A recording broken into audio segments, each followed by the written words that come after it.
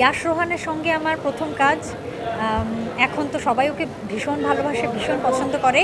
এছাড়া যারা কাজ করেছে, জিতু হাসানের সঙ্গে আমি প্রচুর কাজ করেছি, শহীদুল আলম সাচ্চির সঙ্গে আমি প্রচুর কাজ করেছি।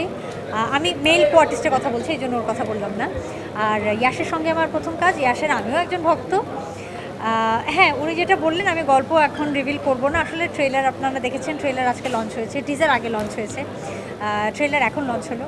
একটা গানও আপনারা দেখেছেন, মায়া, যেটা ইমন চৌধুরীর সুর, কথা এবং আলিয়া বেগমের গাওয়া। গানটা অলরেডি আমি ফিডব্যাক পাচ্ছি ভীষণ পপুলার হচ্ছে। তো ইয়াশ ভীষণ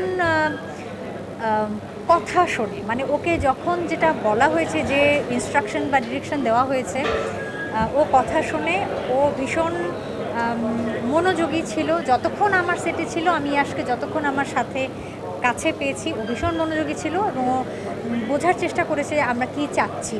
ও কখনোই এমন কিছু করেনি যে আমাদের প্রত্যাশার বাইরে বা আমরা চাচ্ছি না, ও নিজের থেকে একটা ইনপুট দিয়ে দিল।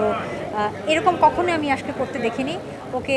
আমি যা চাচ্ছিলাম, চিত্রনাট্যটা যেভাবে আছে, বা আমার সাথে ইউনিটে যারা ছিল, সুমন ধর বা ডিওপি খায়ের খন্দকার যা চাচ্ছিল, ও একদম সেভাবে ইনস্ট্রাকশন ওয়াইজ কাজ করেছে। এবং সবচেয়ে বড় কথা, ও ভোর 5টা 5:30টায় সেটে উপস্থিত থাকতো। এবং আমরা তো সারা রাত কাজ করেছি, 12টা 1টা 2টো 3টা বাজতো। ইয়াশ কখনো কখনো মুখ গোমড়া করেনি, এটা নিদ্রাও করেনি। বাট যেহেতু আপনারা ইয়াশের কথা জিজ্ঞেস করছেন, তাই আমি আলাদাভাবে ওর কথা বলছি। হাসি মুখে কাজ করেছে, কখনো বিরক্ত প্রকাশ করেনি। এটা একজন কো আর্টিস্ট হিসেবে, একজন ডিরেক্টর হিসেবে, একজন প্রডিউসার হিসেবে কী যে শান্তির, এটা আমি বলে বোঝাতে পারবো না। কারণ সবসময় মনে একটা টেনশন থাকে, এই বুঝি রিয়্যাক্ট করবে, এই বুঝি বলবে যে আমি আর পারবো না করতে। বাট আমি সবার খুব সাহায্য পেয়েছি, ইয়াশের সাহায্য পেয়েছি। ও আজকে এখানে আসতে পারেনি, ওর স্কেজিউল, ও ব্যস্ত।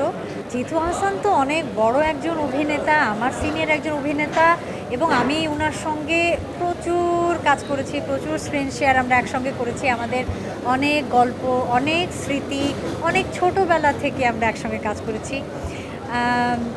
আমি জিতু হাসানের প্রতি ভীষণভাবে কৃতজ্ঞ যে উনি আমার আবদারে সাড়া দিয়েছেন, আমার কাজ করেছেন, এবং আমার দাদাবাড়ি নড়াইলে উনি গিয়েছেন, থেকেছেন। হয়তো অনেক কষ্ট হয়েছে ওনার। আসলে প্রথমবারের মতো আমি কাজ করেছি, যেহেতু প্রডিউসার হিসেবে অনেক ভুলভ্রান্তি ছিল, সীমাবদ্ধতা ছিল, এগুলো উনি ক্ষমা সুন্দর দৃষ্টি দিয়ে দেখেছেন। এবং আমি কৃতজ্ঞ জিতু ভাইয়ের প্রতি যে উনি আমার কাজটা করেছেন। এবং যেহেতু আমাদের অনেক আগে থেকে একটা কেমিস্ট্রি ছিল, একটা সিনক্রোনাইজেশন ছিল, সেহেতু আমাদের একসঙ্গে কাজ করতে